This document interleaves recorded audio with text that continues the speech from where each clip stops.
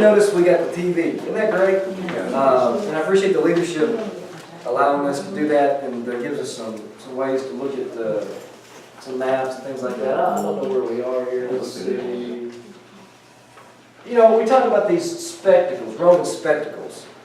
I mentioned this in the sermon. It's like the Colosseum. They would actually capture these, you know, boats, and you know, and then they would flood the Colosseum, and they would make them fight out to the death in there.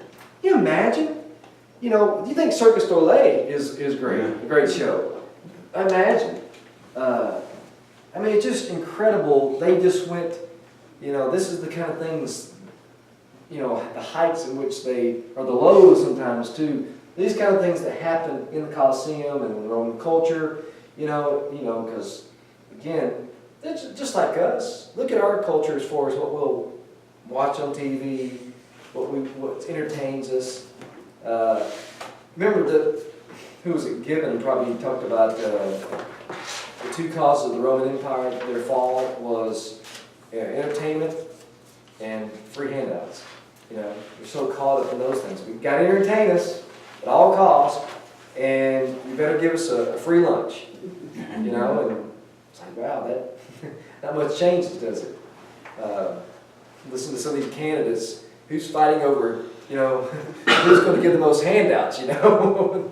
So anyway, that was one of the spectacles there. And then we talked about, obviously, some of the fighting, the brutality that took place within the Colosseum. And of course, that included the Christians at times. Here's some of the artwork of some of the slaughter from the folks. The wild animals being turned on the people and just mauling them and killing them. And so it's just part of the culture. You know, we haven't really shown any maps at this point, but it's good to kind of have a perspective of where things are happening as we're talking about this. And, you know, because we talk about the Roman Empire, and it was such a wide swath of territory. They weren't made to be able to govern. They were made for these little small city-states, and that's why ultimately it kind of imploded, because they're trying to cover so much ground. And it's like the English Empire, you know, the empire where the sun never set. Well, eventually they couldn't handle that for a variety of reasons. But, you know, as far as the most culture, the most people, the most civilization, that was in the east. Right over here, Asia Minor, this part of Egypt over here, Palestine, Asia Minor, modern Turkey, things like that. You know, this is over here where Byzantine's going to be, Constantinople. Ultimately, Constantine's going to move Rome, you know, the capital of the Roman Empire, to over here. Because he knows, hey, this place is falling apart.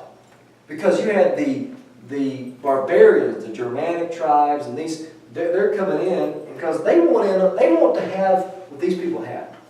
You can't blame them, you know. You want indoor plumbing, you know. They got it, and but these people are pretty barbaric. And you know, this is the farthest reach. This is kind of booming territory. This is, and the farther you go, the harder it is. We're going to find it was hard to reach these people with Christianity. And the Romans really never did get a strong hold on these people for various reasons. You know, the farther north you go, the farther west. And we're going to find out there's always been this division of west and east. And when the Roman Empire falls, who's going to be left standing over here? Well, it's going to be the Pope. And all that power is going to go to him, you know, because they're organized for the most part. And the empire has become Christian for the most part. That's kind of looking ahead. Anyway, this is, you know, the East, and this is where culture is, and that's why Constantinople is going to become the capital, because he says that's where everything is over there. And so I wanted you to see that. Oh, let's see. Oh yeah, look at these. You know, we talk about the roads, the networks of roads. It's small, but just look at that. That looks like one of our maps, you know, in a sense, you know, and that's amazing. 2,000 years ago or more, they had such a good network of getting to one place or another, and how that was instrumental when the church first began. You wanted to take the gospel from Jerusalem to, Pergamum or Ephesus. Of course, you'd have to take a boat and things like that. Or you could take the interior, like Paul did, go up to Tarsus up here in this area, and they just cut through here. And they could because of the Roman roads that are all the way west. So that's very impressive in some of that and how that works out. I'll just keep that up there for right now. Okay, I think we're on page 11 or so, where we talked about some of the organization of the church, and we're going to look at the but the evolution of how the leadership changed in the first century. Again, it was the apostles who were the foundation of the church, and you had prophets and teachers who supernaturally, had gifts and abilities to speak and to teach. You had people with discernment, because what did they not have in the first century until the end of the first century that was not complete yet? The Bible. Yeah, the New Testament. And so you needed people to tell you the Word of God. And you needed people also to be able to discern what was true and what wasn't true. They had people with gifts of discernment. Supernaturally, God allowed them to be able to know what was right and wrong. And I don't know exactly how that worked out, but I can imagine in a meeting like this, people were getting up and saying, I got a word from God. And they really did have a word from God. I know that happens today, people say on TV, but they really did, because there was no New Testament. But you had a fellow out there, and he would be listening. He had the gift of discernment. And if this guy up here went astray and deviated, he would stand up and say, that's not true. That's not right. And you needed that. Now, are we able to do that today? Do we have any discernment out there in the congregation? Not outside of the Bible. That's right. Not like, God's speaking to me so much, but you know what? I'm sure hoping people are going, that preacher up there, what's the person talking about? That is not what that says, God's given us the full revelation now, so all of us should study to show ourselves approved of. Right? But the early church, again, was in the Gerber age, I call it. They were in the baby age, and they needed to be spoon-fed. They needed, milk and not solid food yet. So this is the scaffolding until the completed Bible was finished, and then you can pull it out. You don't need scaffolding after the building's finished, do you? No, we're done with that. And so why do you still need to speak in tongues and do these miracles of discernment if you've got the full revelation that credentializes, it's been proven, it's genuine, just preach the Word. The Bible says faith comes by hearing the Word of God. So again, in the first century, you had these officers, you had these elders who, a group of men who were equals. And they ruled by consensus. Now again, they might have a chairman like here at our church. We have 4 elders, and one of them, they elect each other our chairman, and it's kind of nice because you need somebody still to run a meeting, run the business of the church and things like that. But that doesn't mean the chairman is over the other elders by the very nature of his position. He can't just willy-nilly say, well, we're going to do this, guys.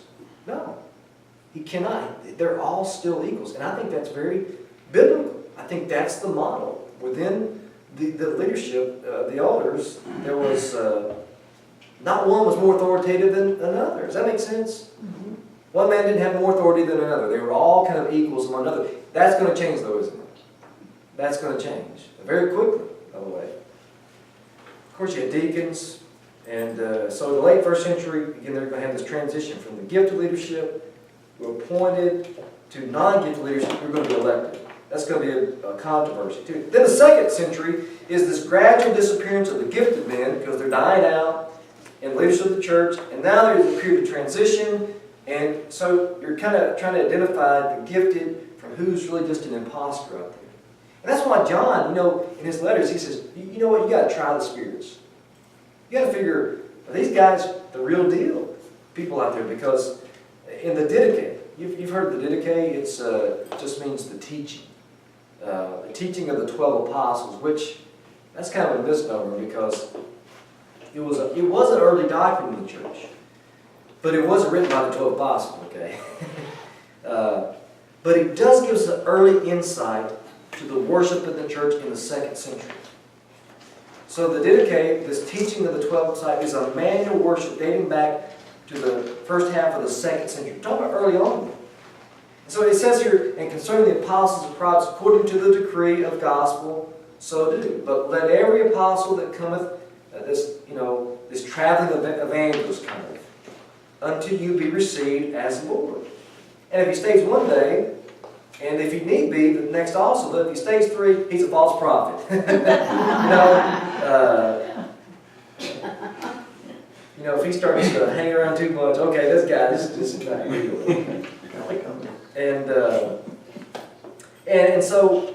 And when the apostle goeth forth, let him take nothing save bread till he reaches his lodging. If he asks for money, he's a false prophet. You can be sure, right? The problem was people claiming, oh, I'm from the Lord, and here's some tests to apply to them. This is just their opinion. It's not Bible. But here's an early insight, though. They were having trouble identifying who's from God, who's really, representing the church, things like that. So, because there are a lot of people trying to live off the church in a bad way, you know what I'm saying? And so it again kind of reflected this idea of the transition. Top page 12, the appearance then of the monarchical bishop. You know what I mean by monarchical again? What's a monarchy? Yeah, rule by one, like king. So we're talking about a rule by one person over a single congregation. Just a single congregation, okay? In the 2nd century, this practice began to slowly kind of creep into the church. Didn't happen all at once. Kind of a natural evolution of the office. Not to say natural, it was unnatural, really. And now bishops began to be distinguished from elders. Remember this? In the 1st century, bishops, a title, is synonymous with elders, right? Mm-hmm. Now you get something where the bishops are going to be over these guys. So you're going to have, instead of these guys being the collegiate elders, right? Where everybody has same authority, now one man is going to rise to the cream of the crop, and he's going to be over these guys. So now there's a distinction. See this? And this letter of Clement of Rome. And here's an extremely important letter again, because it's written from Rome, which is obviously an important church, to Corinth, which is another important city. There's a letter, we have 2 letters Paul wrote to that church on the subject of church leaders. And it was written before the 2nd century, right at the end of the 1st century, AD 96. And what we have here, we'll read some of this letter later on, but I'm just referring to it now. And what we have basically is an argument from silence.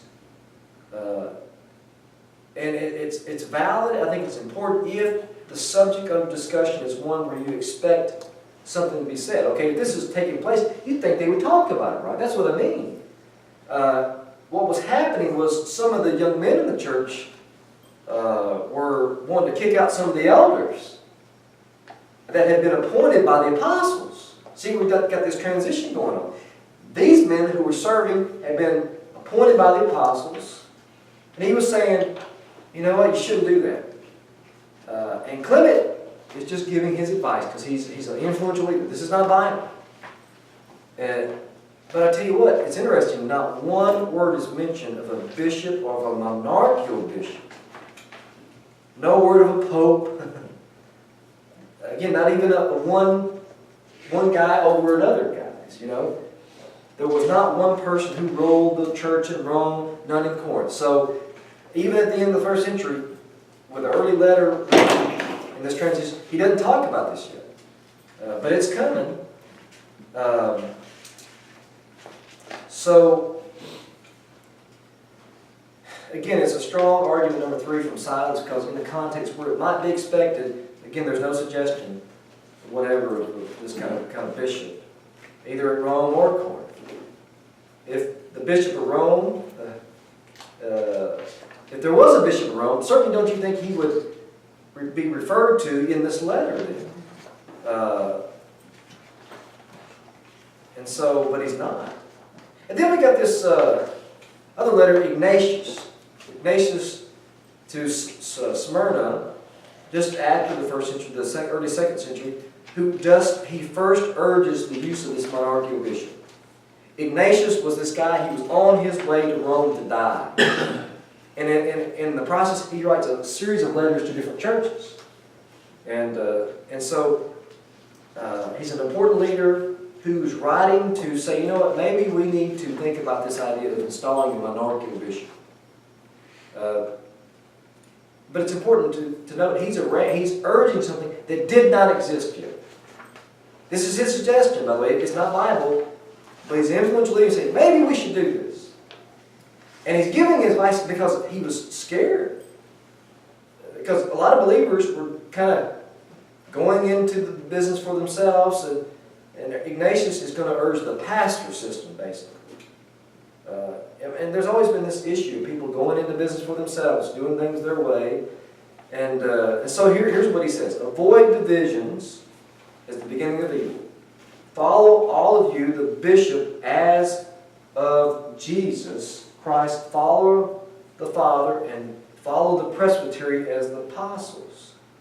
The bishop versus the elders, basically. You see the distinction now, early on? Let that Eucharist be considered valid. You know what Eucharist, that's a reference to the Lord's Supper. Be considered valid, which is under the bishop or to him whom he commits it to. So in other words, it's invalid if you don't have an elder, or the chief elder, who's kind of, saying this is kosher. And whenever the bishop appears, there let the people be. Even as whosoever Christ Jesus is, there is the Catholic Orthodox Church. Now, this is kind of confusing, but when they talk about Catholic back then, they were talking about, the word means universal, but that's not really how they used it back then. What they were meaning was the real church versus the heretical church. The schismatic groups over here who trying to come lately, trying to start up I'm a church, and but they weren't according to the Bible. That's why a lot of times they refer to this as Catholic, in other words, Orthodox. This is the standard versus those other people over there. Now, it does mean universal, but at this point they're basically talking about the Orthodox Church, the real one, as opposed to these other false ones. He said it's not lawful apart from the bishop either to baptize or to hold a love feast. We'll talk about more of that later, but so now you've got to have the right person to be baptized, or it doesn't take. Right? Is that the way it was in the New Testament? We're going to find that's the way a lot of people believe still in church. If the preacher doesn't baptize you, man, you really weren't baptized. And I understand it's okay, people want me to baptize them, but it doesn't have to be me. We'll talk about that as we get into that later.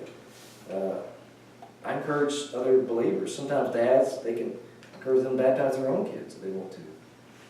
Ladies, baptize the ladies. I think that's okay. But whoever he approves, that also is well-pleasing with God, that everything which you do may be secure and valid. See, this is what he's concerned about.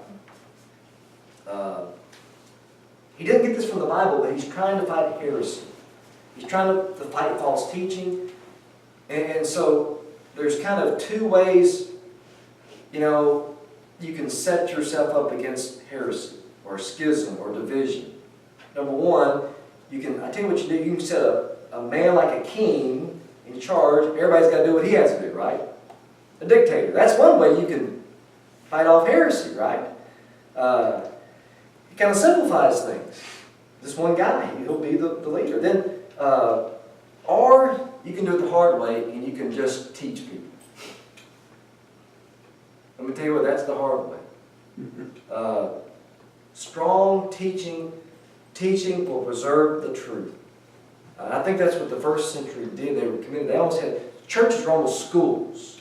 They went out, because one of the main jobs of the church is not so much evangelism, it's teaching. I say, what?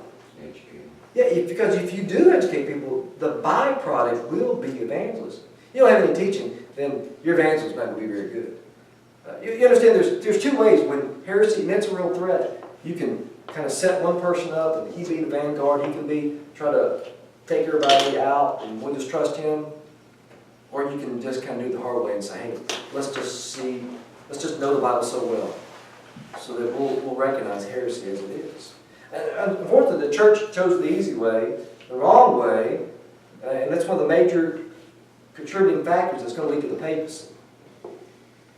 And because a lot of people even today, because the preacher says it, it's got to be true. We'll just let him do all the work. We'll let him be the person. And when my preacher says it, or my elder says it, and instead of everybody kind of getting in on the act. But again, notice this doesn't arise from Scripture, does it?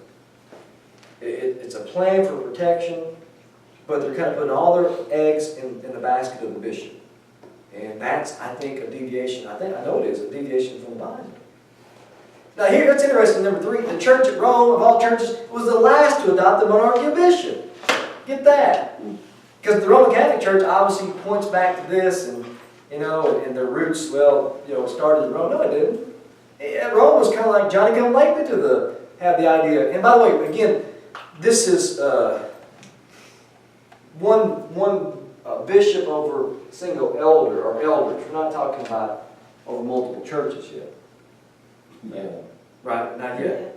No, why? Well, again, these churches were often recognized the authority of the monarchy of bishop. There were often several groups meeting in homes in one city. This was the age of persecution. You didn't have any church buildings for really hardly until 250. And then you had some, and because there was a period of peace, but really not till after Constantine came in the 4th century did you begin to have church buildings. So what did everybody meet? Well, they just met people's homes and things like that, and all these groups were together. They were considered the church. How that exactly worked, we're not quite sure, by the way. We're just kind of guessing here, but you'd have all these people meeting in one city, like the city of Rome, and that was considered the church, right? In Rome. And, they all were together somehow, some way, in smaller groups, but you'd have, let's say, an elder over a whole city at that point, I guess, versus what we do kind of is today a little more, because we do have buildings and we have elders over one particular congregation, right? And I guess you can go back to over one city. That's still kind of scriptural, in a sense. It's a little more difficult, I think. How large were some of these groups? I mean, they depends on how big the house was. Well, that's what I'm saying. Being middle class and everything, I imagine it wouldn't be giant, No, it couldn't have been. houses. So Right. 30, Our houses, 40 people. the houses back then were much smaller. 20, 15 20, 30. people. Yeah, probably 20 people, 30 people over here. It was just kind of small groups over here and here and here. And, So a dozen in groups and there's a church. right. I think that's what we...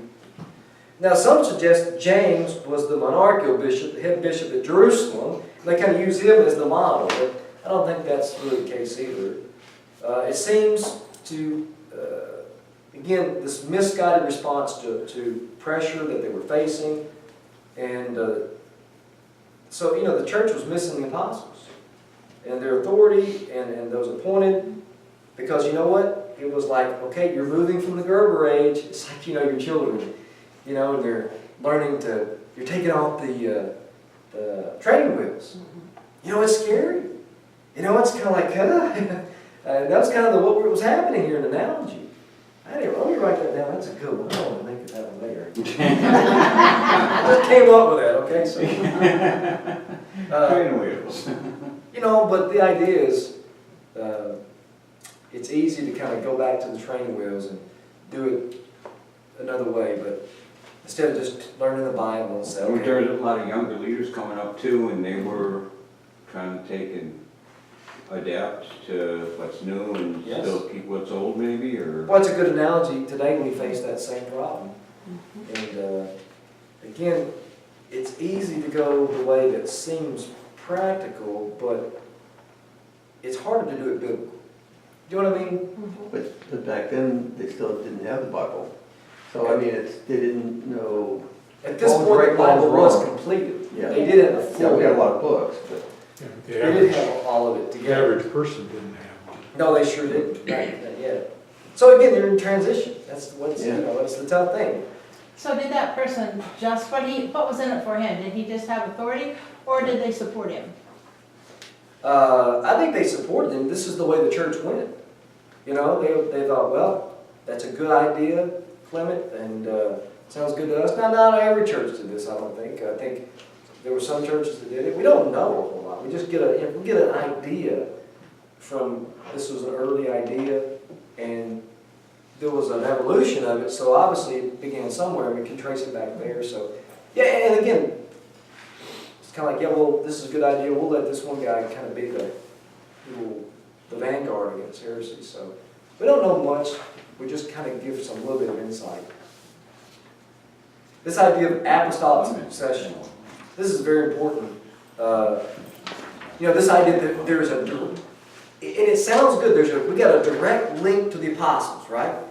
And as far as the office itself, and these guys, what they're going to say is, they serve as our apostles today, right? And so there's this apostolic succession of the office itself. And if you don't have it, then guess what? You really don't have a church.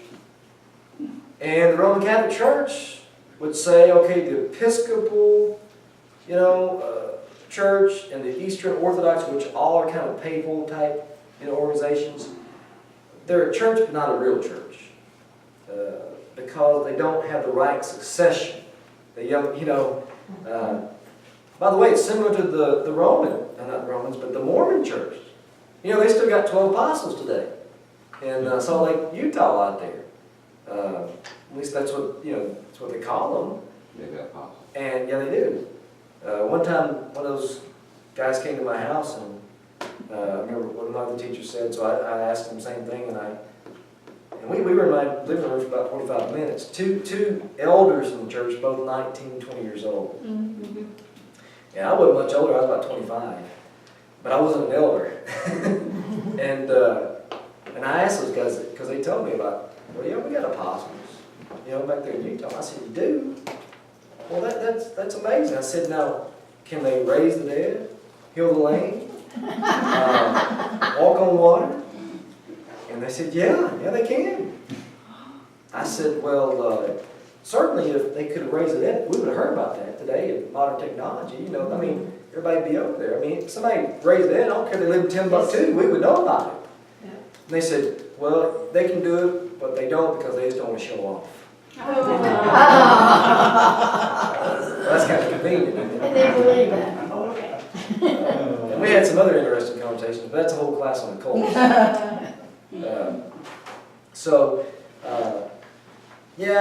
This idea still is alive and well within cults, within cultic groups like the Roman Catholics. I think not cult, but they're cultic in the way they approach things sometimes. Because Rome says, hey, we got the right apostle, it started out. We got the right apostle in the sense the Pope, who's in the true line of succession there. Therefore, we're the true church. But again, this was the single greatest source of division in the church historically. Again, we talked about the Roman Catholic, the Greeks, Episcopal. They don't even recognize any other Protestant groups as churches because, again, they don't have apostolic succession. They don't recognize one another again because, we got the true and you guys don't. Now, again, the first suggestion of this is the letter of Clement to Rome, to Corinth, which we already mentioned. But again, he talks about here the apostles appointed their first fruits. They were inspired, having tested them by the Spirit to be bishops and deacons, those who should believe. Our apostles, who also knew through our Lord Jesus Christ that they would strive over the name of the bishop's office, the collegiate eldership. So for this reason, since they have perfect, not foreknowledge, they appointed the aforesaid persons and subsequently gave them permanence, so they should fall asleep. Other approved men should succeed their ministry. There it is, for the first time, succeed. But he's not kind of saying the same thing that apostolic succession. This is the first mention of succession. Men therefore appointed by the apostles, or subsequently by other eminent men, with the approval of the whole church, have ministered blamelessly the flock of Christ in a humble, peaceful, worthy way. In other words, hey, these guys are doing a good job. The elders appointed them, and obviously, you know what, the elders had confidence in these guys. They're doing a good job. And so,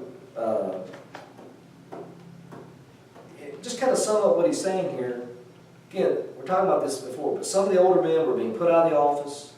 It created strife.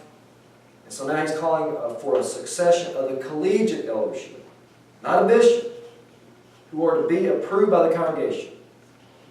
And all he's suggesting here is that men appointed by the inspired apostles, listen, of all people, don't you think, this is common sense, don't you think they would give us the truth? If these guys were appointed by the apostles, and they were the logical ones to appoint their successors, subject obviously to the approval of the people, it's just kind of made common sense. And so,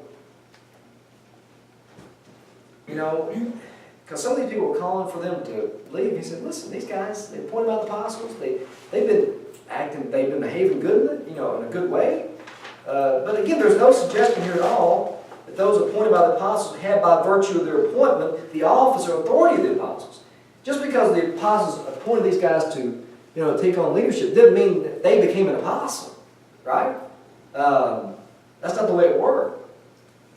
And certainly no suggestion that those nominated by them could succeed to the office of apostle. It was a call for succession from the apostles, not a succession of the office. I don't know if I misspelled something that there. Yeah, I didn't fix that. Sorry. Let me make a note here. Try to go back and fix all my spelling, but missed that one. Looks like you really like them O's. Yeah, I tell you, Oofus. But this makes a big difference here. You see the distinction? And so this idea of limited succession was not accepted elsewhere for almost 100 years. His advice was not taken for another century. Again, it's advice. And the absent from the letter of Ignatius to Smyrna, and early literature elsewhere, is silent. As far as we know, no early church thought this was a good idea. Now, do you have a summary there at the bottom? This is interesting. You just kind of look, we're looking backward and looking forward, which is good to see where we're going before we get there. So here's the evolution of this monarchy bishop. In the first century, you had the collegiate eldership over one church, right? We understand that term now. They're all equal. I mean, nobody has more authority than one another. Now the second century comes along. You got one bishop over one church, right? This is the way many churches today accept the government of the church. Most Baptist churches do this. My father-in-law is a Baptist preacher. And you can imagine we have some interesting conversations in our house. Thanksgiving and everything. That's all right, I'll forgive him. But no, we have good conversation. He's a good man. He loves the Lord and loves the Bible. And in their case, it's the preacher, right? Well, he's the pastor. The pastor, and he's basically the elder. And I understand that. Yes, that's what I mean, yeah. It makes sense. If you can be called that if you are elected the elder. Now, it's not biblical, my understanding, but because it's the most Baptist church, they don't have any elders. By the way, where do you get that from? You just got one man who's an elder, you call him the pastor, right? And I guess that's appropriate because you are the elder. And by the way, pastor is synonymous with elder. You understand that in the Bible? In our culture, it's not. Biblically speaking, pastor and elder are synonymous in the New Testament terms. Say, what? Yeah, it is. But, you have basically a pastor and a board of deacons, right? That's kind of the way that it's done there. And that's kind of similar to what's happened in the second century. You had one man over the whole congregation. And it's kind of nice because I have to get approval from my elders, and when I talked to him, he's like, yeah, well, I just made the decision and did it. You see, that works very easily. But do you see any dangers there? It can be nice to have all the power, sometimes. I'll just make all the decisions. But you know what? I don't trust myself. I need to check. There's a checks and balances in the New Testament, and it was the evangelists working with the eldership. They're my brothers, but they're also my elders. And not one man's over one another as far as even the eldership. Now, I think it's absolutely, in a sense, wrong to call a preacher pastor unless he's been elected to the eldership. You know what I mean? I know for most people coming into this church, that's a very strange thing, unless you grew up in a Christian church. But even the Christian church, we've thrown that out the window. I know I'm probably speaking Greek here because... No, you're not, because I would understand it then. Well, I did take a couple years of Greek, so... I don't think it's really... I'm not going to condemn anybody, okay? I don't want you to think I'm going to be a legalist about this.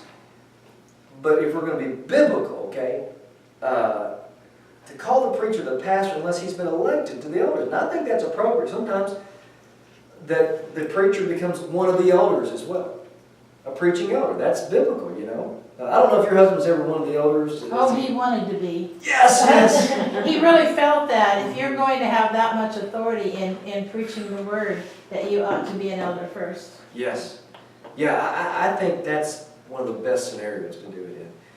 Because what can happen is you have an eldership because they hire the preacher. He's the hireling. He's the do boy. And that can happen at times. And that's unfortunate. Versus if you have a preacher who's also one of the elders, they're all working as a team. And ideally, even if he's an evangelist working side by side with the elders, they're all brothers in the first place. Yes. Right? And you have a system of checks and balances there. By the way, the New Testament, you know who appointed the elders? The evangelists. You don't see that much happen. You just go back and look. You ask, Paul told Titus to appoint elders on the Isle of Crete. Elders never chose their own elders in the New Testament. Now, I'm okay with what we do here, and I think that's okay. But who knows best the congregation, by the way, than the preacher? You know what I'm saying?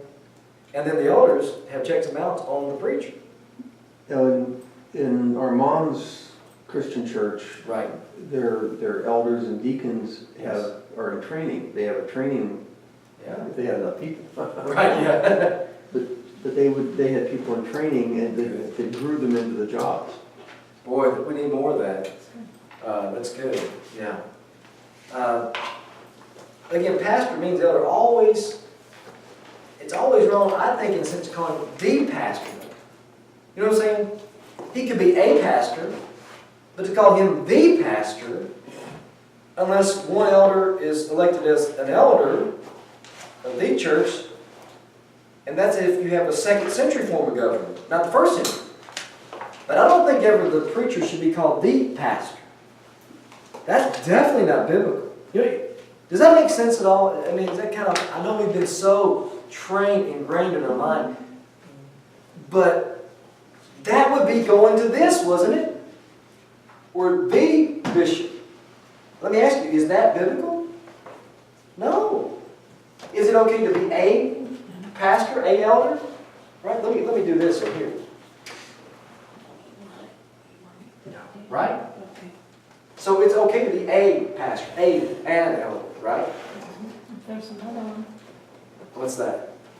If there's another one. Yeah, but let's say you don't even have one. It'd still be, maybe not biblical, but it'd still be technically right to be called the elder if you're the only elder of the church that was elected, right? Mm-hmm. But that's still not biblical, right? So I got a problem with that. And so, if you have a preacher and they call him the pastor, I think either you have the wrong form of church government or you're calling him the wrong thing. The latter is usually the issue. The wrong language. Listen, I grew up and I know I'm not quite 40 yet, not quite. But the word pastor as for the preacher, I didn't even know about that until I started going to Bible college, really. No, you were from the South. I mean, in the Christian church, I know all my Baptist friends, their preacher was the pastor, but not in the Christian church, the preacher was never the pastor. How about you, Judy? Not up north, no. Right. It's Never. only been probably the past 25 years or more where we've adopted that language. And I think it's the language of denominationalism, Baptist type language. And my problem is, well, you're getting kind of legalistic here, but you know what? What happens is, we used to have a slogan in our movement called Bible Things by Bible Names. I think that's a good slogan because what happens when you get away from calling Bible things by Bible names? You get confusion, which is what you got out there today. Most people will refer to me as the pastor. And I'm not going to pull them aside and say, Don, you know, I think that's okay. I've been called much worse, believe me.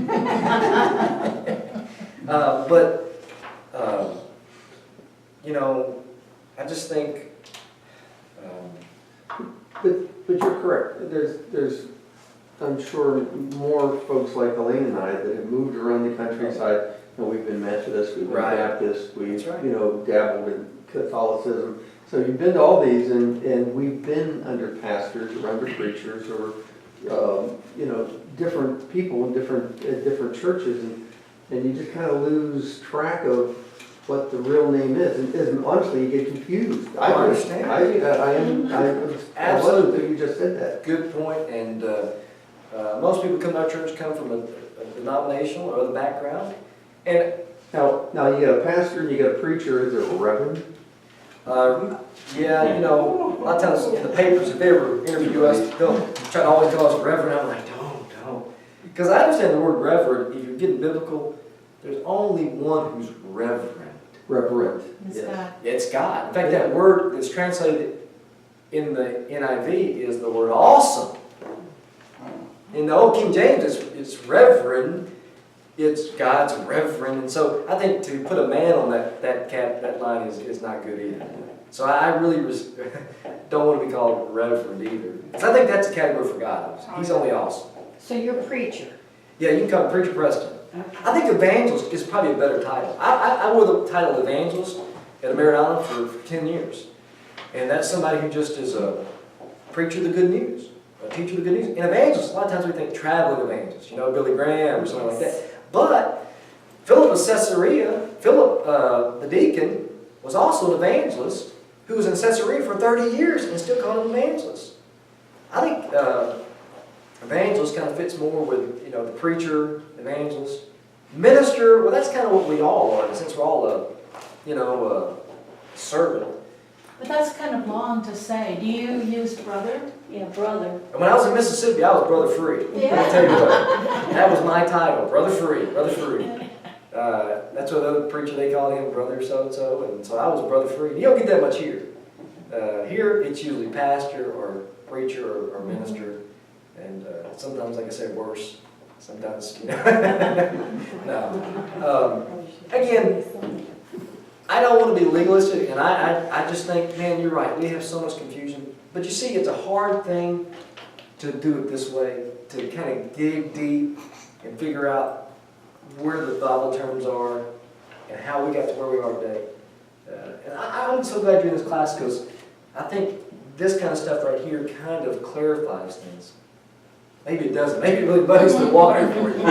Ron. I'm trying to put my thoughts on it because I'm Yes. from outside of the Christian church. Right. And I understand, you know, what you're talking about as far as being biblical and being, you know, the evangelist or the preacher. Sure. But where does that fit in? Because we went to the convention. Yeah, right. And I was quite disappointed in the attendance. Okay. I mean, it was more like the people from that church were there. Could have been. There, you know, I mean, it's this, the localized church, like what we are here, Yes. there, I don't get the connection as to how that translates, I don't know what exactly what the question is, but how that translates into being a regional or district church. Yes. It seems to be real disjointed. By the very nature of it, it will be.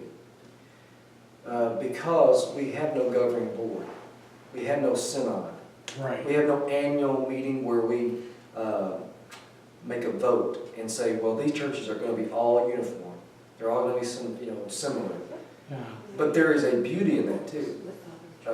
There are some disadvantages. We are the disadvantage. That's what I'm kind of looking at. But again, from other experiences that we you have. pick up there some very insightful things because it would be much easier to be more uniform to say at the annual convention that we have every year in North America, we're going to have a vote. And you guys in the South, here's the way you're going to do your worship. Here's the way you're going to do your order of service. Here's the way, doctrinally you need to do things. But the question we always go, well, how did they do it in the New Testament? I know, practically speaking, we could probably be a little more unified if we maybe did those things, but I think probably not, because God put it this way for a reason. And is it part of that, the culture and the time that the church developed? well, see, that's a Today, good question, because most churches today will say the 2nd century is the one we're going to follow. I disagree and say the 1st century was the one, because in Ephesians 4 it says God gave some to be apostles, some to be teachers, evangelists, pastors. And so they gave us the church polity government right there. I just think if it was good enough for the apostles in the New Testament church, I think that's safe ground. I think there's obviously danger when you have one man ruling over one congregation. Yeah. I know you're not disagreeing that per se. Yeah, I understand that, but I'm just saying, I could pick up the phone Yes. in our culture, they couldn't back then, and call Pastor John Yes. across the state, across the country, across the world, Right. and say, look, somebody brought this up in our congregation, and what do you don't. Well, we still have that. It's not as prevalent as it was. We used to in Lake County meet once a month, all the Christian church preachers. We don't do that anymore. We used to have more ministers. When I was in Mississippi, every month, all the preachers from the whole state Christian church met at my church, and we helped plant churches in the state. And that doesn't happen as much around here. Now, you go up to Illinois, you go up to Indiana, where that's the heart and soul of the Christian church, you'll find that big time.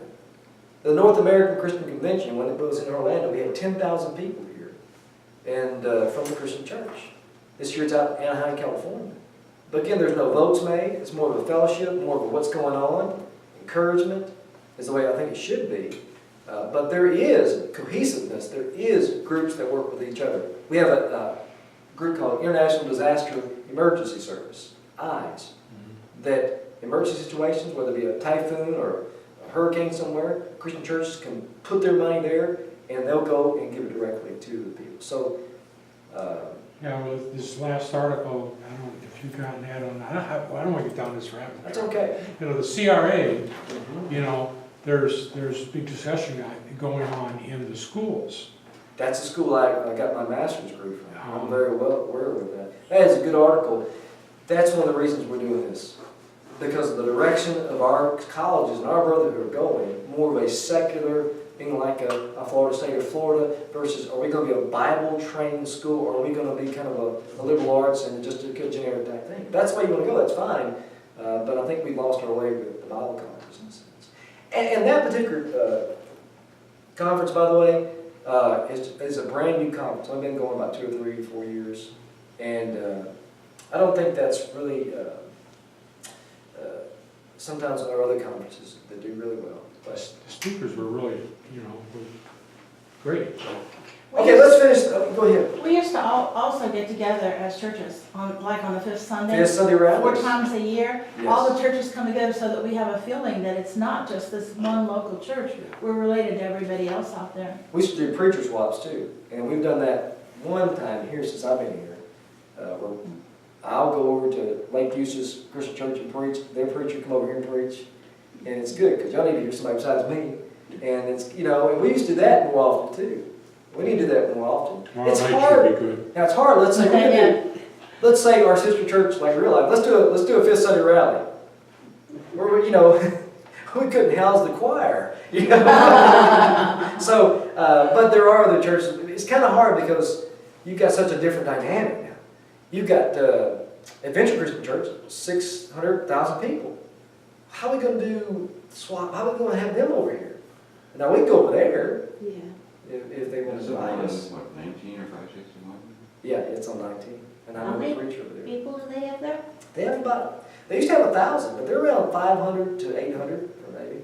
They're good size, they've That's been a around. good church. Let's finish this parenthetical study, we'll take a break. Good questions, good observation, I appreciate it. 3rd century, again, now you see how this evolves. You've got one bishop over a whole diocese or a group of churches in an area. Now, my opinion, I think that's where we're going in the Christian church with some of our way we're going.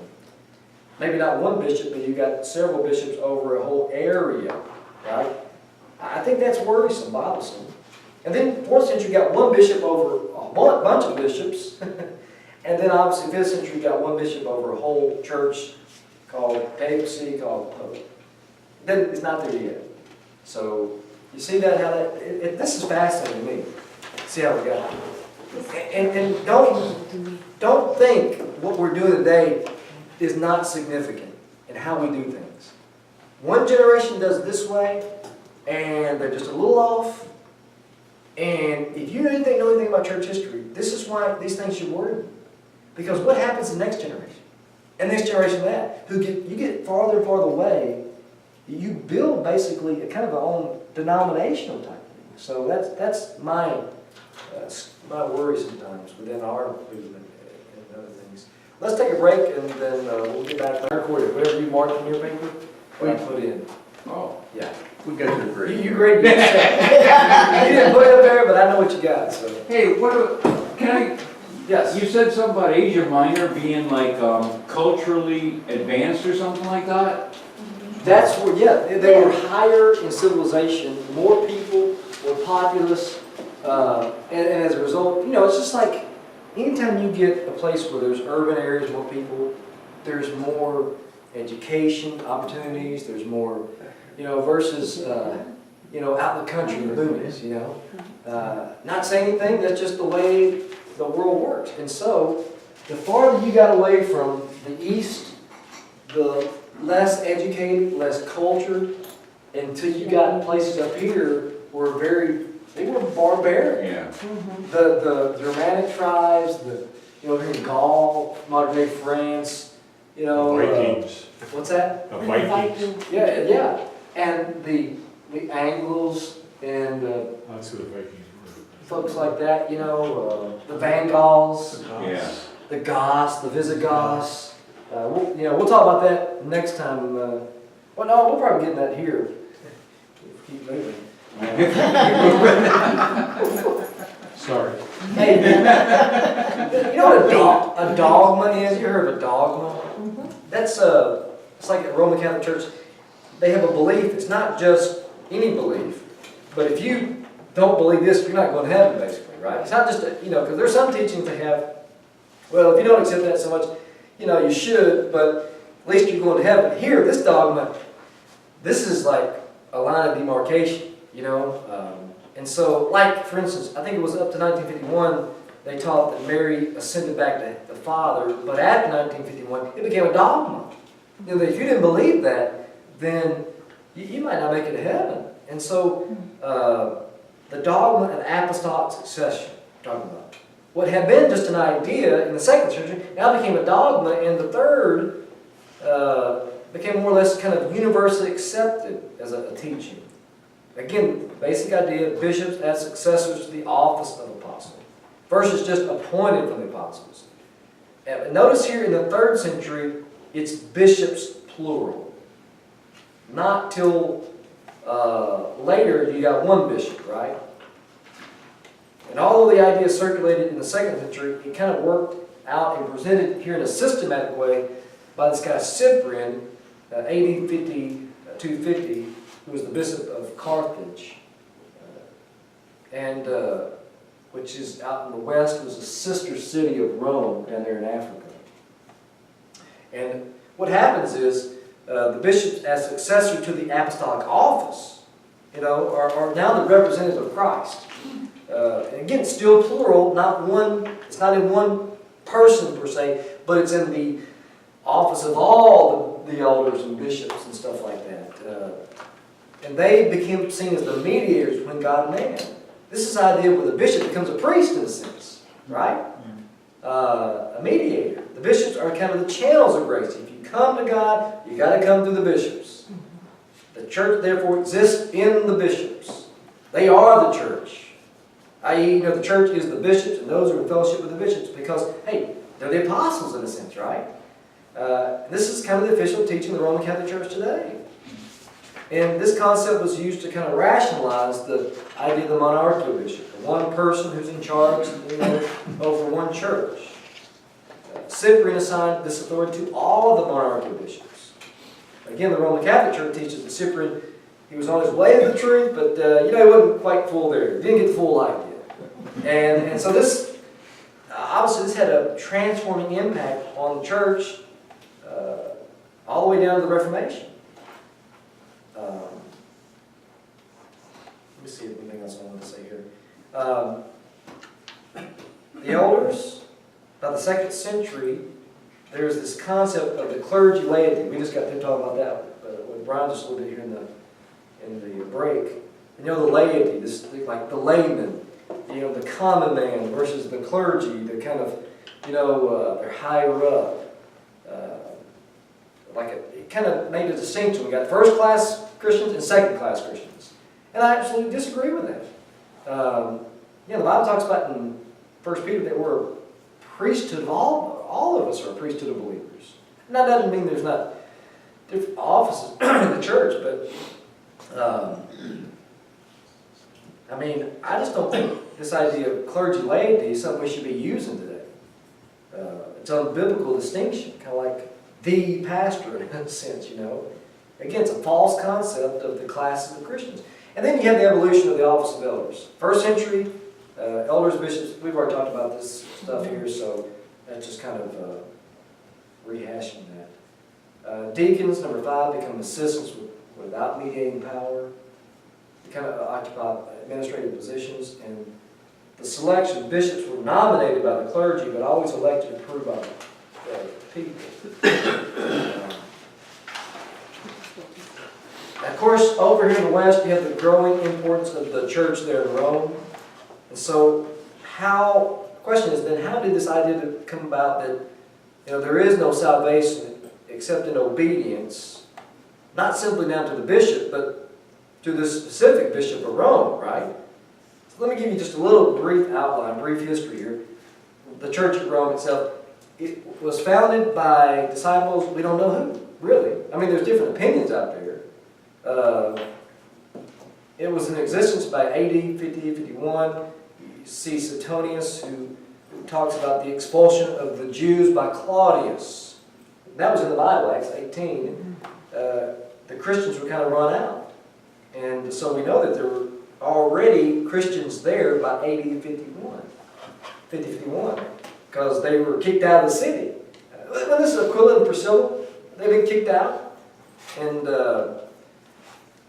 And Paul, remember Romans chapter 1, he says, I long there to go to impart to you some spiritual gift, suggesting maybe to lay the hands upon to give them some kind of supernatural gift in a sense.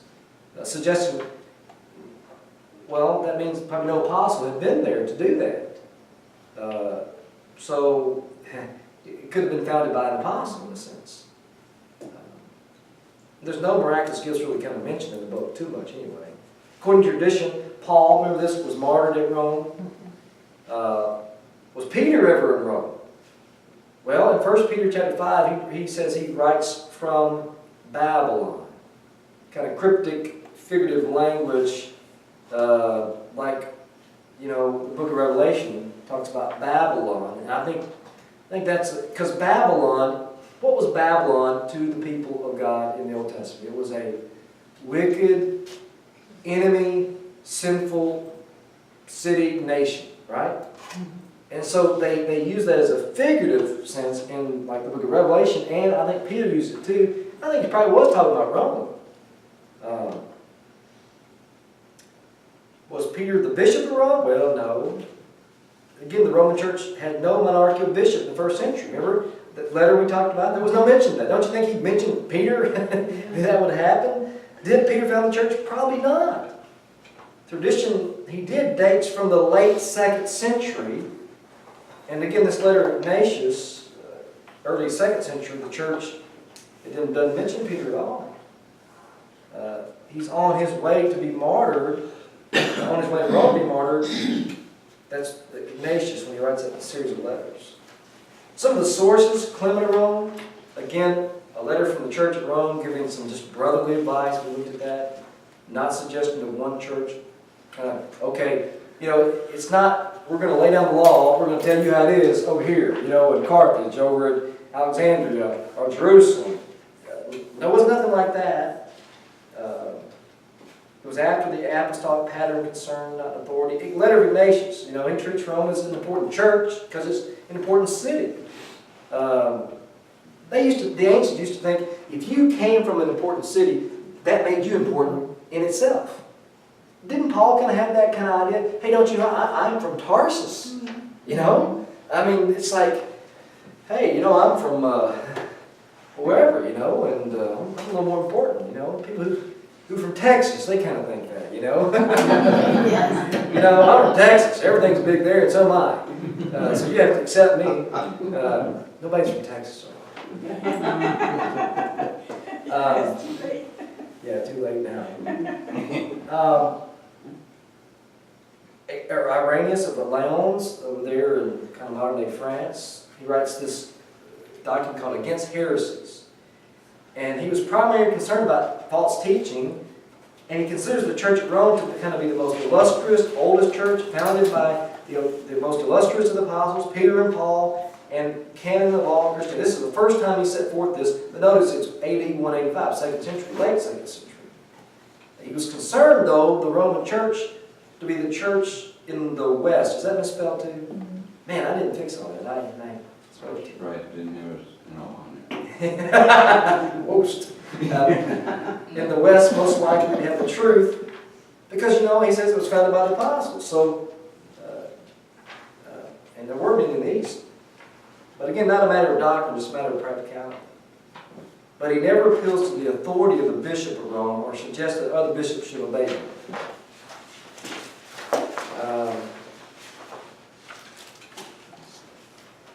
Apart from this method of Irenaeus identifying the true apostolic church, he appeals to history, scripture, tradition, and reason. That's kind of how he got at the original teaching of the apostles. He appealed to apostolic succession of doctrine, not so much the office, right? He attributed this to Rome only in the West, and not just kind of arbitrarily give them an authority. When in the West, the most, you'd likely find the truth being preached at Rome, because that being kind of the standard in the West. And yet that's a long way to assigning this authority to the bishop of Rome over all of the bishops. It's kind of like, if you want to be sure, just check with the bishops in Rome. If all people, they'll probably have the truth, because they're kind of, you know, important church over there. But that's not saying giving him the authority, you know, as done later on. So did Irenaeus consider Rome the West? Yes, it was the West. All that was the West. Again, over Macedonia, this way, you know, this is the East, that's kind of the line, and over here is the West. And Rome was definitely the wild, wild West. Now he was doing his thing in France, right? Let's see, Irenaeus, yeah, that's where he was from. Again, the Roman Catholic Church kind of like to quote him on this, you can imagine. But he didn't say the Church of Rome, again, had authority over all the churches. That's my point. He was just concerned about heresy. He says, you know, in the West, the churches out in the boonies out there, church most likely to depend upon had the truth. That's probably the church at Rome. That's the one you probably depend upon. And that's a far cry from saying, well, this guy has all the authority, you need to listen to what he says. Well, if Peter wasn't the Bishop of Rome, how did they cover the gap? What's the explanation? Well, yeah, well, they had to do some gymnastics there to do that. And that's where you can easily see, I think. You know, they'll say, that's how, well, they'll say that Peter was. I mean, they'll go back to kind of Ignatius here and say that's kind of their proof and put it. Where I think they're just kind of misquoting him here. And earlier there is no documentation, you know. Okay. Now let's look at the congregational life of the church. This is kind of I think this is interesting stuff, to find out what was going on. The Lord's Day, this has got theological as well as historical significance, you know. So the question is, when did the change take place, you know, from the Sabbath, right, to the first day of the week? And, you know, by the way, these Sabbatarian groups, you know what I mean by Sabbatarian groups? People who say, well, Saturday's the day to worship, you know, it hasn't changed. Like Seventh-day Adventists, and used to be the Worldwide Church of God, I think, believe that. They claim that Saturday is still the right day for gathering for church. Well, one of the old works, Smith, Daniel Revelation, this is a standard Seventh-day Adventist work, and he's stating this, he says, fathered by heathenism, the wild solar holiday of all pagan times, Sunday was led to the front by the Pope, christened as an institution of the gospel. You understand what he's saying there? He's saying Sunday was a pagan holiday, and the Pope changed it to the Sabbath, the day that we should worship. Changed the Sabbath. That, you know, Sabbath was the day we're working on, or the day we should worship on, but the Pope changed it, and it was a pagan holiday. And he blamed it on the Pope and said it was a pagan holiday, right? Now you look at the New Testament. Now this is not so much Bible class here, but you know, some positive suggestions. When the Bible just comes out and says Acts 20 verse 7, on the first day of the week. The first day of the week we came together to break bread. Revelation 1:10 talks about the Lord's Day. And then you got some negative suggestions, and like, you know, in Colossians 2 it talks about the Sabbath. That's been nailed to the cross. Don't let people hold that over you. Don't say that, you know, you got to uphold the Sabbath to be a Christian. He said that was a shadow of the real thing, and that part of the law has been done away with. So don't let anybody try to use that and hold that over your head and say, why aren't you observing the Sabbath? He says, no, the Bible clearly comes out and says that is done. That's the one of the Ten Commandments, by the way, that's not repeated in the New Testament. Remember the Sabbath. Now the evidence from the patristics, you know anything about the patristics? I'm talking about the early church fathers, the patriarchs of the early church. And one is the Epistle of Barnabas. Oh, by the way, Lord's Day. I think it's a mistake sometimes to assume that Sunday was to the church exactly what Saturday, the Sabbath, was to the Jews. Sunday kind of never became the Christian Sabbath. For first century, most Christians being Jews, they kept the Sabbath, you know, in synagogue and things like that. You know, they were used to it. And they still kept the Sabbath. They didn't mean they would keep it to be saved. It's just, you came from a Jewish background, everybody's there, you're part of your tradition, you would still kind of be part of it, you know, until that whole generation kind of died out and stuff like that, and you have more Gentile conversions. Look at this epistle of Barnabas. He says, wherefore also we keep on the 8th day with joyfulness. Also on which Jesus wrote, in the 8th day, listen, this idea that the early church borrowed a pagan Roman holiday, Sunday, and the Pope later kind of sanctified it, is just absurd. it's historically false and foolish. The Romans had no such day for the church to borrow. I mean, they couldn't borrow the first day of the week because the Romans didn't have a first day of the week. In a sense, I mean, they didn't have a 7-day week calendar. Do you realize that? They divided the month into like 3 10-day segments. The Ides, the Khaleeds, and the Nones.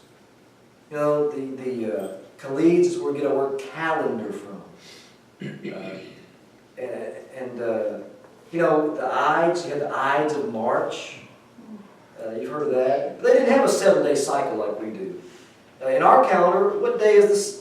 What is the day after the 7th day? The first day, right? But if you have no 7-day week, you go to 15 or 16. What day's after the 7th day? The 8th day, right? There was no pagan day for the church to borrow. What happened was so many Christians, you know, they got into the Jewish calendar, and Jesus rose on the first day of the week, according to the Jewish calendar, and so many Christians began observing this, and it began to take over the empire, and it became the dominant religion of the empire, and so the empire changed to conform to the church. And that's why we have a 7-day week. We have a Jewish calendar, basically.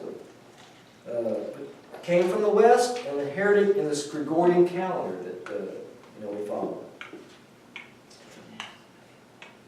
The Didache, again. But every Lord's Day do you gather yourselves together to break bread and give thanks. That's early doctrine. Look at that, 80 to 120. Every Lord's Day. What are they doing? They're taking communion. Justin Martyr, we talked about him. And on the day called Sunday, all who live in the cities are gathered together in one place, and the memoirs of the apostles, the writings of the prophets are read. So they read the Bible. And as long as time permits, then when the readers cease, the president, and this is kind of like the preacher would be today, verbally instructs, exhorts to the imitation of these things. In other words, kind of, they have long scripture reading, and then they would have the sermon.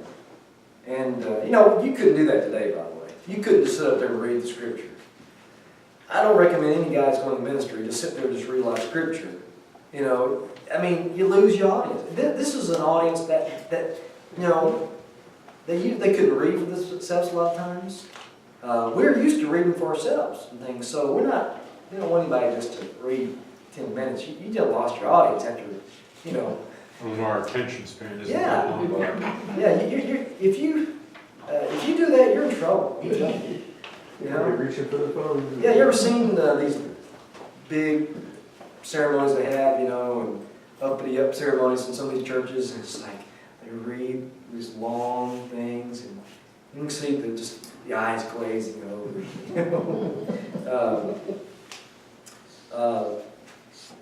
So then you'd have somebody get up and sermonize, exhort people. Here's why you should do this, right?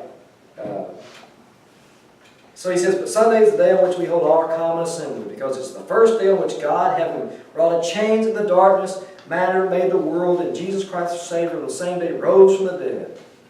There's no question when the church gathered.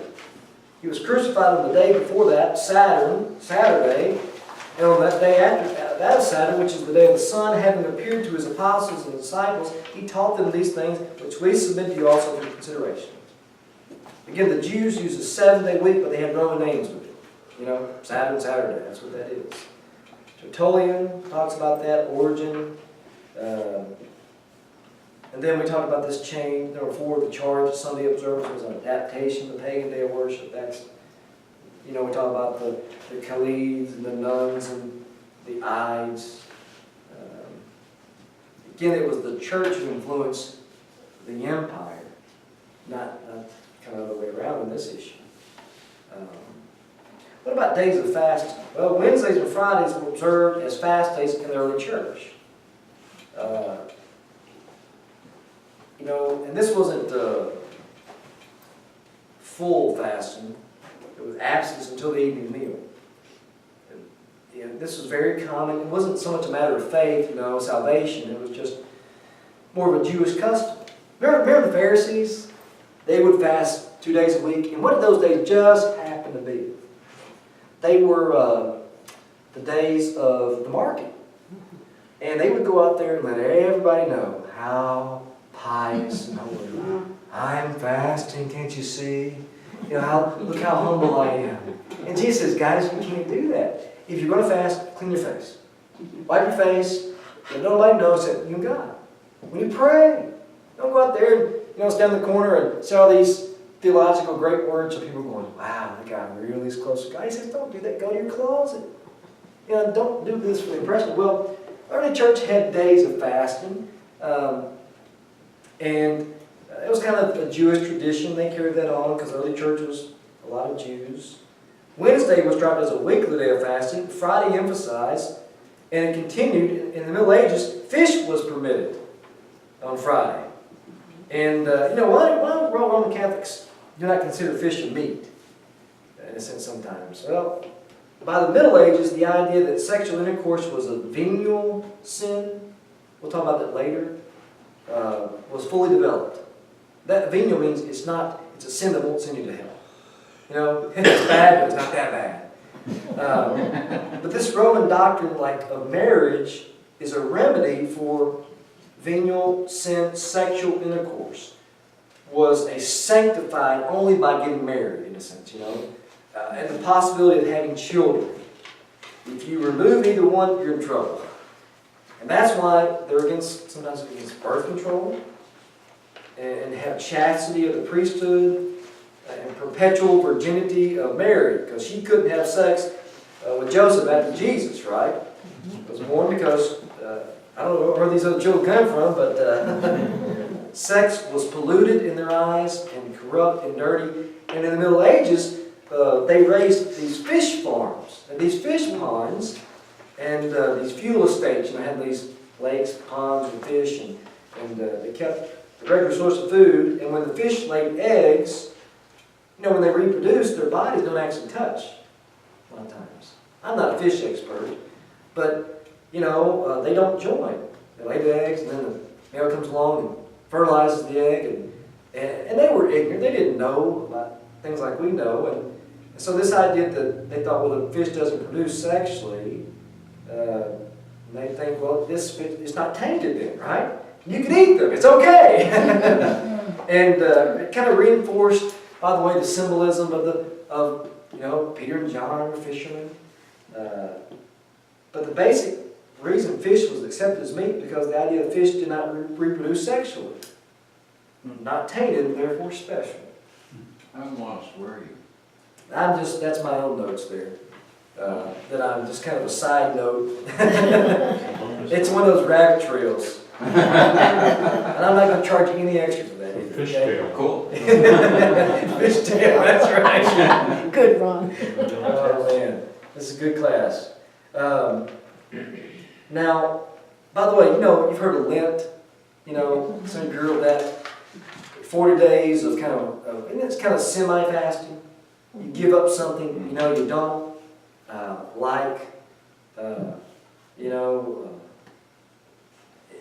and something you don't want to eat from them or something like that. And then, by the way, Mardi Gras, that's a French tradition, And what happens is you kind of just lay it on thick those days, those 4 days, because you're going to have to pay for it a little bit. So let's just go out and get plastered, let's party as much as we can, and then we'll give it all to the Lord,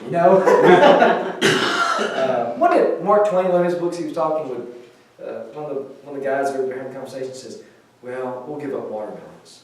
I really like watermelons. But it wasn't watermelon season, so they didn't really have to give up much. The annual occasions, the great day of the early church was Resurrection Day. I like that term, by the way, better than Easter in a sense, but not Christmas. Our big day, a lot of times, is Christmas, has almost been kind of trumped Easter or Resurrection Day. Pentecost was the second great day. Epiphany was the third great day. By the way, Epiphany, that means just kind of a manifestation.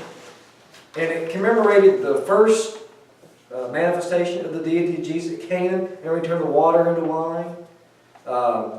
Kind of coming out there, and then his baptism.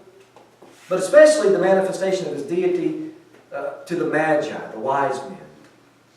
They attached this Epiphany specifically to this. And this observes the latter, the Epiphany fell on January 6th, right?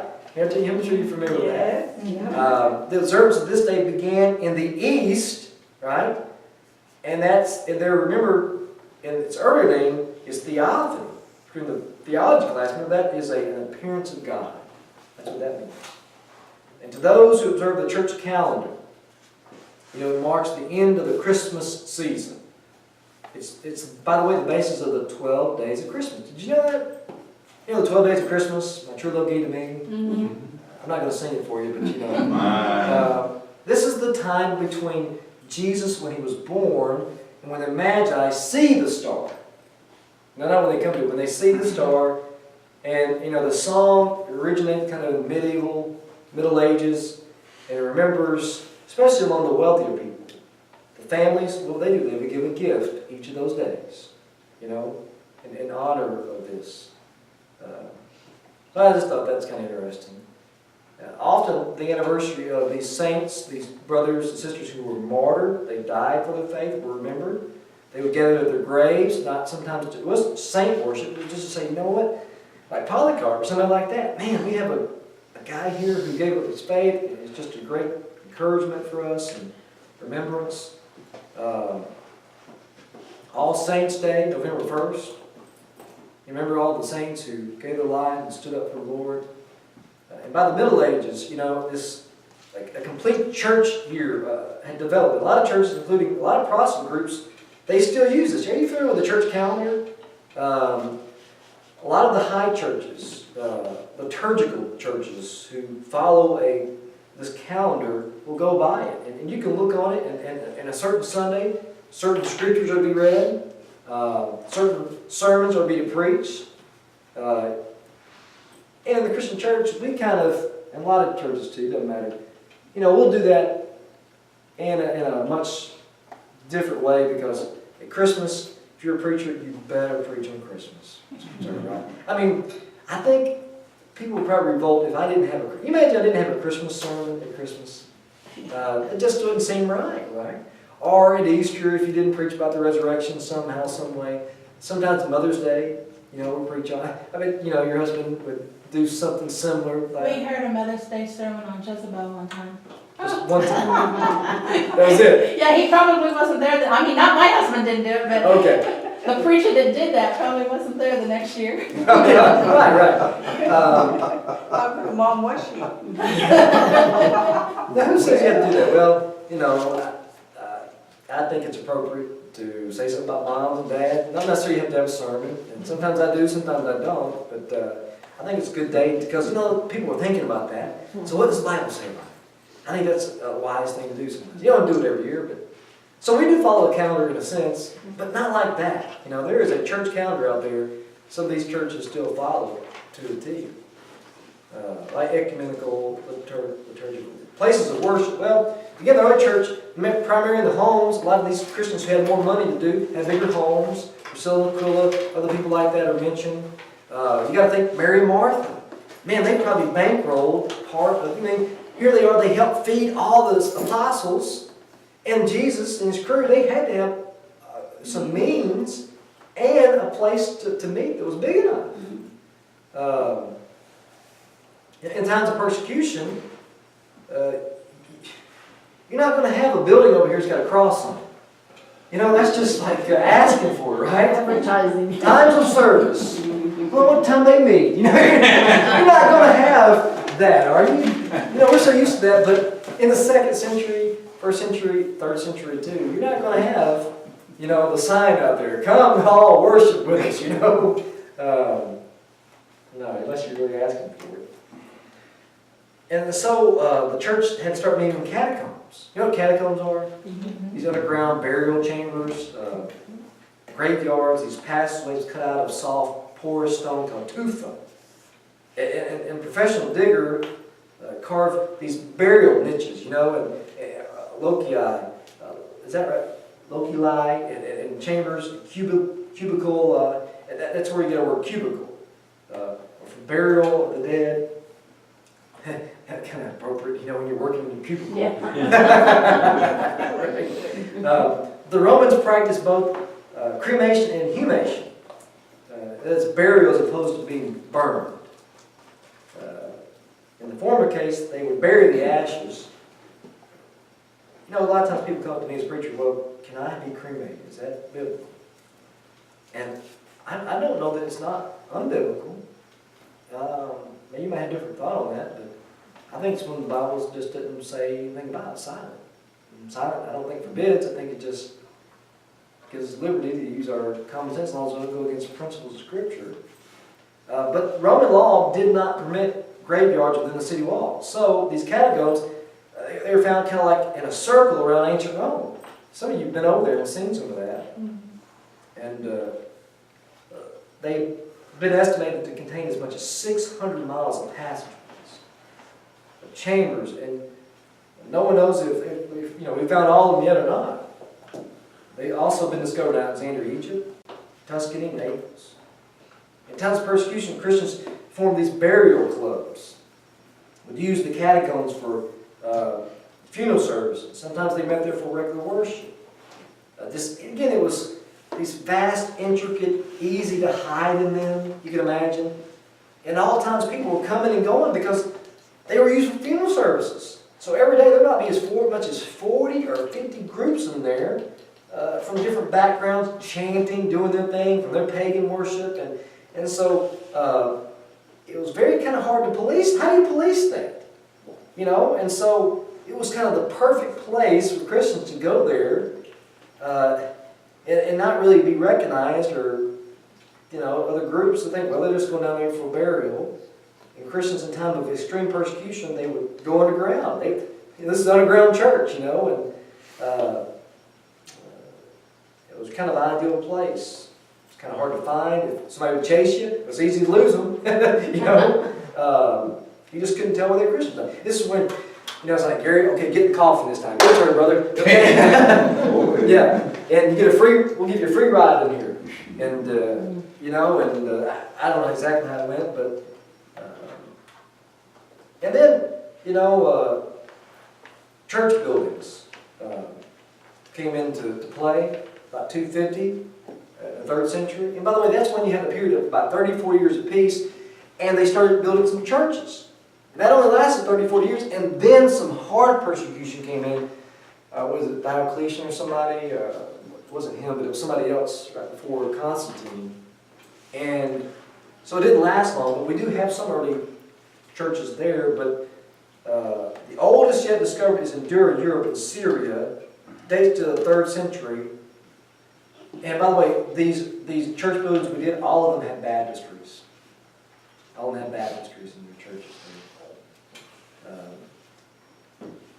One of the big differences between Judaism and Christianity and other religions is the assembling together. It's not in your notes, but to make this point, it was an important part of the church, like early Judaism. But being together as a people, that was something that was important too. If the choice became between risking your life and not assembling, a lot of them, they risked their lives. And, I can't just kind of stay home and watch TV, watch a TV preacher today. Why this insistence on risking your life when it was illegal? Going into the catacombs, just to kind of be together at least once a week. The early Christians died rather than not meet. It was just a vital part of life. The Lord's, you can think why, because, you're taking the Lord's Supper, the teaching, the preaching, the being together, the reminding we're not alone in this. They'd rather die than stay home. Today, if it's raining, I don't think I can get out. If it's sunshiny, it's too nice today. And I always appreciate our people here. I think percentage-wise, we do well with our people making a priority to be here Lord's Day. Now, it's just, that's the way it's always been with God's people. And it's a difference, I think. But the mode of worship. You get some early sources, Pliny's letter to Trajan. The Christians, this is, again, an outsider. Christians maintain, however, that the extent of their error has been this. It was their habit on a fixed day to assemble before daylight, recite by turns a form of words to Christ as a God. See, he didn't quite understand. He's an outsider. But he gets kind of what they're doing. And they bound themselves with an oath. Not for any crime, but not to commit theft or robbery or adultery, not to break their word. Not to deny deposits when a man. In other words, we're going to be the kind of people that God wants us to be out there. We're going to make an oath. We're making a promise here. We're going to be God's people. We're going to be holy. Justin Martyr, he talks about this on the day they call Sunday. We gather together in one place, and the memoirs of the apostles, the writings of the prophets were read. And as long as time permits, when the readers cease, the president, kind of the one who presides over this, he'll instruct people. He'll say, okay, here's what this means now. And then we all rise together and pray. And as we said before, when our prayer is ended, bread and wine and water are brought. What do you think the bread and wine are for? Lord's Supper. Yeah. Now, what was the water for, by the way? Cleansing, washing. Could be. I think what it was is the Lord's Supper was wine. This wine was concentrated. And so to dilute it, you had to have the water. Otherwise, you're going to have a real party down there. And they had to mix it on the spot, otherwise it would spoil. So the water a lot of times was brought in to mix the wine, to dilute it to a point where it wouldn't be intoxicating. And the president, like manner, offers prayers, thanksgiving, and again, a very simple kind of worship. The reading of Scripture, they read from the Old Testament, Gospel, letters. They stood for the reading of the Gospels. Why? Reverence. Reverence, and what's the Gospels? The word of Jesus' words. Yeah. Doesn't that remind you today we have Bibles that are written in red? That's Jesus' words. But actually, isn't Peter's words in Acts 2 Jesus' words too? That's man-made. Again, it's kind of a tradition, and it's okay, but it kind of reminds me today, we kind of treat the Gospels more important than letters. Not the case, though. They're all God's words. But that was their practice, and they had extensive public reading like we talked about. Prayer, both formal and spontaneous. They had formal prayer for those, you just become a Christian. They come from a pagan background. They were kind of ignorant, and so you had to be taught the words to say. Didn't Jesus do that with his disciples? Lord, teach us to pray. And then spontaneous, maybe for the more mature, versus reciting. And by the way, it's kind of like children. And I recommend, I'm a novice with this because my children are so small, but I've not tried to force them to say these rote prayers. And everybody does it differently, that's okay. But my philosophy on this is, you know what, let them hear me and my wife pray, and, not so much, I now lay me down to sleep and pray, Lord, my soul to keep type thing. There's nothing wrong with that prayer, but it's interesting where that comes from. But, I tell you what really does my heart good is I hear, a lot of times I'll put them to bed now and my girl will say, let's pray. She's 4.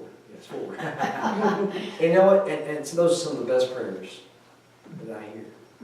And they're from the heart, and that's what I want. That's what I'm trying to get at, And like my son, he's starting to read now. He's 6 and he's picking up all this stuff, and he's reading a lot. Everywhere he goes, he's reading. And the other day he was reading the worship and standing up with me and singing songs. Kind of the first time he really was doing it on his own. And it's kind of those moments, because I've never really asked him to stand up really on his own. I want him to do this on his own. I mean, I'm not going to let him just run around, but I want this to be something on his own. And so that's kind of what you have with, sometimes you have recite prayers, you say this, until you kind of can come on your own. And there's nothing wrong with, by the way, written prayers and reading a written prayer.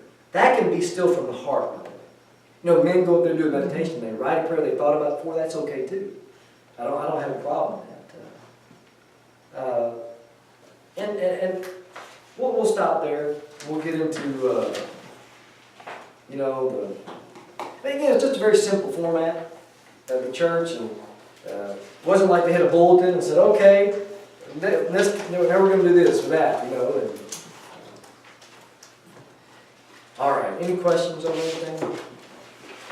Your assigned reading goes along, and I say go, a lot of it doesn't even touch base sometimes